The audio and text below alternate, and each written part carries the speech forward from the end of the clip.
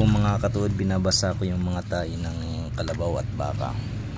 Kasi po yung iba sobrang tuyong-tuyo, medyo ang hirap, ang tigas na siyang durugin.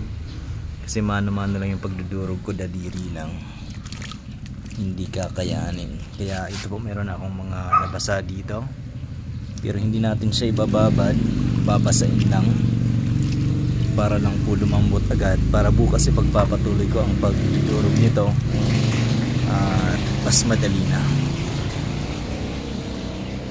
Ayan. Meron namang iba dito na malambot, no? Yung talagang sobrang tuyong-tuyo ang mahirap durugin.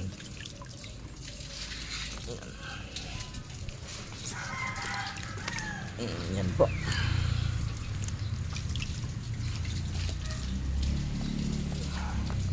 So hindi po parang dumi, ito po ay magagamit at biyaya pa rin ang tahi ng mga hayop. Hindi lahat ng tahi ng hayop pwedeng gamitin.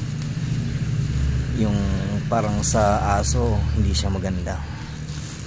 So ang magaganda, pinakamaganda daw ay chicken manure, yung sa mga manok. Pero wala naman tayong mapagkukunan. Ang meron tayong available na hindi nabibilhin kahit malaya mapagkukunan, ayun pong sa baka at kalabaw. Yun lang po, thank you for watching.